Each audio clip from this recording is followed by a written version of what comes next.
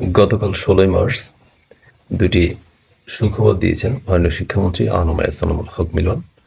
প্রথমটি হচ্ছে প্রাথমিক এবং মাধ্যমিক স্কুলে ভর্তির ক্ষেত্রে লটারি থাকবে না, লটারি উঠিয়ে নেওয়া হবে, লটারি বাতিল করা হবে। কারণ আমরা দেখেছি লাস্ট কয়েক বছর প্রাথমিক এবং মাধ্যমিক স্কুলে ভর্তির ক্ষেত্রে লটারির মাধ্যমে ছাত্রছাত্রী ভর্তি হতো, সেক্ষেত্রে মেধাবীরা মূল্যায়ন পেত না। এখন আশা করি মেধাবীরা তাদের মেধার ভিত্তিতে ভালো স্কুলে চান্স পাবে।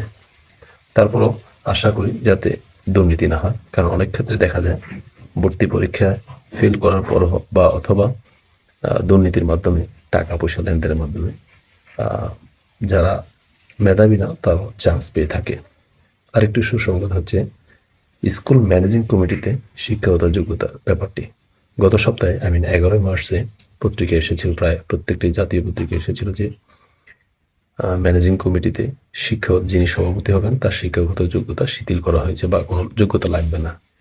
তারপরে বাংলাদেশে এটা নিয়ে অনেক বেশি সমালোচনা হয়, বিশেষ করে যেহেতু আনম এহসানুল হক মিলন সব রাজনৈতিক দলেরই পছন্দ, তো ওনার কাছ থেকে ধরনের সিদ্ধান্ত কেউ মেনে নিতে পারছিল না। যাই হোক, গতকাল 16 মার্চ এই সিদ্ধান্ত থেকে সরে আসছে, আবার আগের সিদ্ধান্তে পুনর্বহাল। স্কুল ম্যানেজিং কমিটিতে যিনি সভাপতি হবেন তার শিক্ষাগত যোগ্যতা স্নাতক ডিগ্রি পাস অবশ্যই লাগবে। এটা একটা ভালো দিক, আলহামদুলিল্লাহ।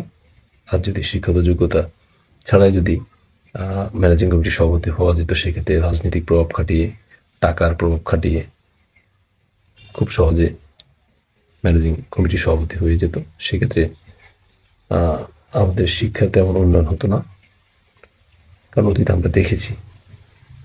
অন্যদিকে আরেকটি দুঃসংবাদ বলবো না, একটা কি বলবো, মানুষ অপছন্দ করে এমন একটা সংবাদ দিচ্ছি যে পত্রিকাগুলো আসছে যে ঈদে যাত্রীদের কাছ থেকে অতিরিক্ত ভাড়া নিচ্ছে বাস মালিক সমিতি বা কাউন্টারগুলো, কিন্তু আমাদের মাননীয় মন্ত্রী যিনি আছেন শেখ রবিউল ইসলাম, উনি বলছেন কোথাও কোনো ভাড়া বেশি নিচ্ছে না, বরঞ্চ কম নিচ্ছে, কিন্তু পত্রিকা আসছে ভাড়া বেশি নিচ্ছে। উনি আসলে ওনার কথার কারণে অনেক বেশি সমালোচিত হচ্ছে।